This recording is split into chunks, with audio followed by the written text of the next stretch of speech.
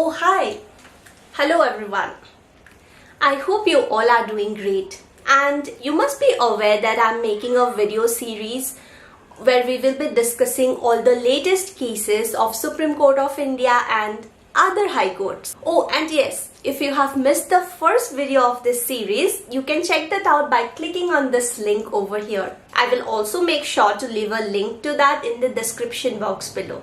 And in today's video, we have yet another very interesting and latest case of the Supreme Court of India. This case is related to checks. The title of this case is Sripati Singh versus State of Jharkhand. It was decided on 28th of October 2021. And can you guess what this case is all about? Well, it's about checks that we issue as a security. Well, there are multiple reasons wherein a check may be issued as a security. And the most common one amongst all these different situations wherein a check may be issued as a form of security is a bond agreement. You must have heard of this before, right? It mostly happens in situations where a fresher joins a company and the company asks him to sign on a bond agreement. Now, what is this bond agreement all about?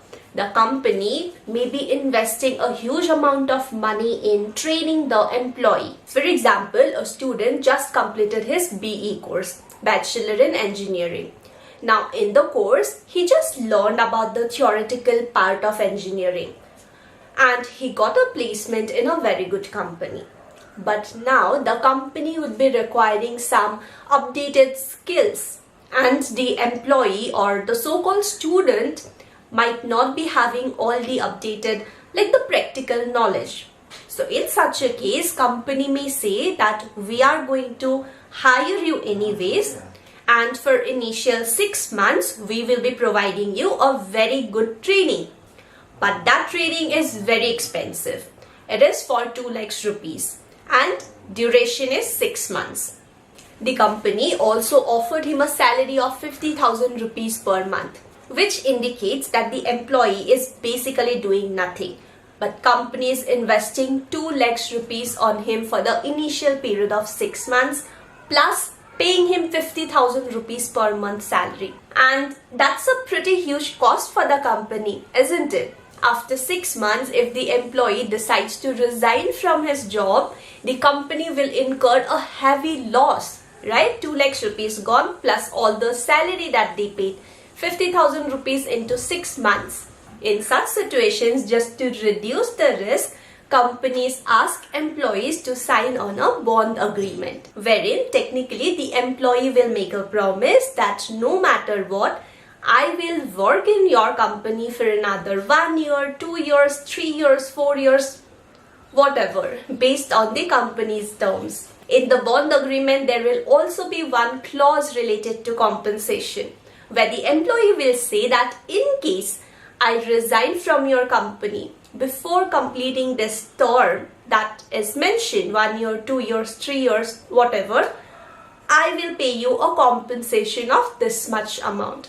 So in this given case, it might be 2 lakhs plus 50,000 into 6 times. Like that, company would calculate an amount and ask the employee to sign on the bond agreement. He will make a promise that he will not leave the company before completing this duration. Now, because of the ongoing pandemic, multiple companies are opting for work from home, wherein new employees are joining online itself. So companies may not have a lot of details to track the employee. Like even if the employee resigns from his office after completing this 6 months duration, companies might not be able to get his details to reach out to him for the money which is there, right? This amount, bond amount. So in such cases, a check becomes very much important for the company. A check issued as a security, as in when the employee is joining the company, when the employee is signing on the bond agreement, it's not enough that he simply signs on the bond agreement and just hands it over to the HR. But what he may be asked to do is he need to put in a check, he need to put the amount, company's name, put his signature without mentioning the date. Can you tell me why? because checks have a validity. And what is the validity period? If you know that, leave that in the comment section below. And if you are confused on the validity duration, do stick to the very end, because I'm going to tell you what is the validity period for a check. As in, within what duration you can deposit the check in a bank and you can demand for your money.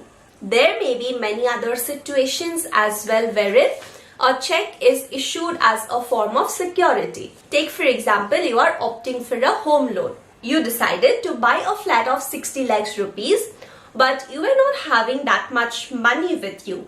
So you opted for a bank loan instead.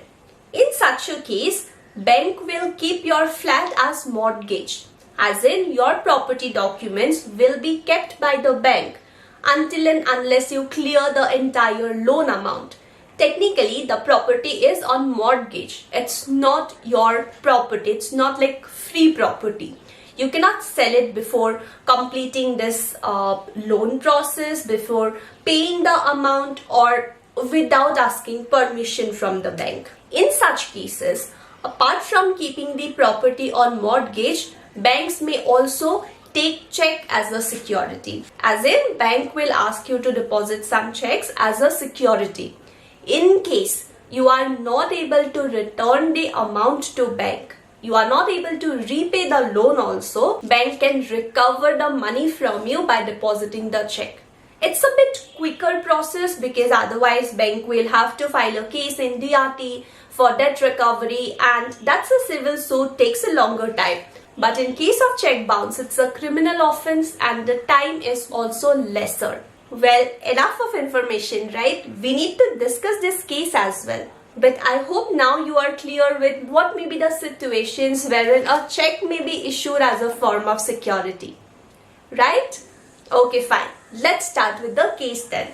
Now, if you look at the title of this case, it says Sripati Singh since deceased. As in, Sripati Singh is dead, but his son was taking care of the case. His son was representing the father. Sripati Singh versus State of Jharkhand, a latest case of the year 2021. Now, apart from State of Jharkhand, there is another respondent who is respondent number 2. So, respondent number 2 is very important for this case. Okay. Now, Sripati Singh and respondent number 2 were known to each other because he was studying together with Sripati Singh's daughter in London in the same college.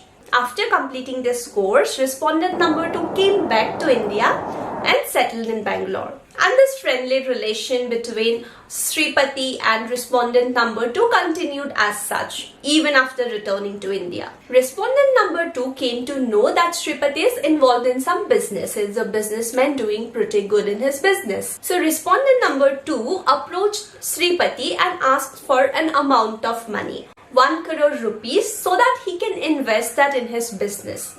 Like respondent number 2 asked for 1 crore rupees from Sripati, so that respondent number 2 can invest that in his business. He can start with his business. Because both of them were known to each other, Sripati also gave him loan of 1 crore rupees.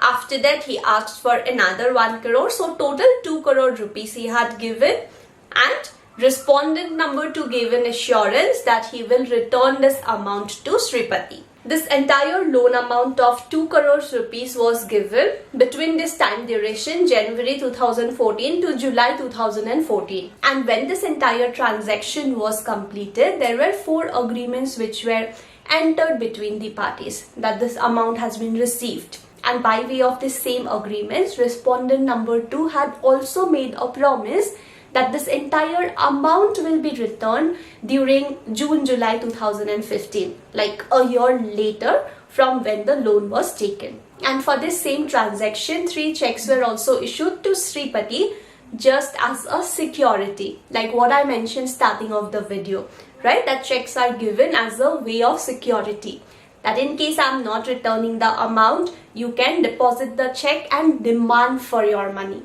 Now, respondent number 2 had promised that during June-July 2015, the entire amount will be returned.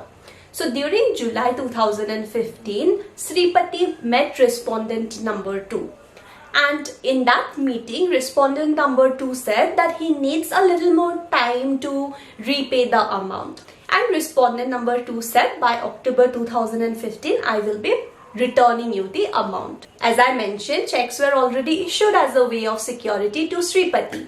So what Sripati did is, without informing respondent number 2, he deposited those checks in the bank on 28th of October 2015. Because anyways, respondent number 2 had promised, right, that in October 2015 the amount will be given to him. So Sripati also deposited the checks to claim for the money. But when checks were deposited in the bank, they were dishonored because of insufficiency of fund in the bank of respondent number 2. That means respondent number 2 was not having that much of money in his bank account. So bank could not clear the checks. And being aggrieved by this entire situation that had happened, Sripati filed a complaint against respondent number 2 under section 420 of IPC that talks about cheating, and section 138 of Negotiable Instruments Act that talks about check bounce. In this case, for respondent number 2, criminal liability followed based on this check which was issued as a way of security. In this case, Honorable Supreme Court of India said whenever a check is issued as a way of security, it cannot be presumed that this check will never be presented in the bank. It in fact is given as a way of security. So if loan amount is not cleared on time, definitely this will be presented in the bank in order to demand for the money. So in this case, Supreme Court of India said that the charges which are made against respondent number 2 for dishonor of check are maintainable. They are proper charges. But just because a check is dishonored, that will not straight away attract provisions of section 420 of IPC. Only when it really is a matter of cheating, section 420 would apply. So that's all for this case relating to check bounce, wherein Supreme Court very clearly established this fact that whenever a check is issued by way of security, there is no assurance, or we should not be assuming that this check will never be deposited in a bank. It may be deposited in case of need. So that's all for this latest case, Sripati versus State of Jharkhand. Well, wait, do you remember the question that I asked you starting of the video? What is the validity period of a check? Did you answer that in comment section? If not, let me answer that for you. The validity period for a check is 3 months. And this is even mentioned in the check also. Like if you can see over here, see, validity of 3 months. So when a date is mentioned over here, from that date, within 3 months, within 90 days, you should be depositing the check to demand for the money. But sometimes a check may be used mentioning some other date. Like take for example, it's January 2022.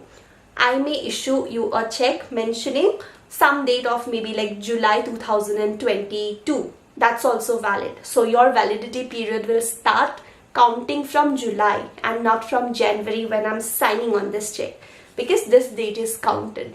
And with that little information, let me end the second video of this series. Well, I hope you liked this video. If you did, do make sure to like this video, leave a comment and subscribe to the channel so that you get notified whenever the next video is uploaded. Until next time, keep yourself updated and keep sharing your knowledge. Bye-bye.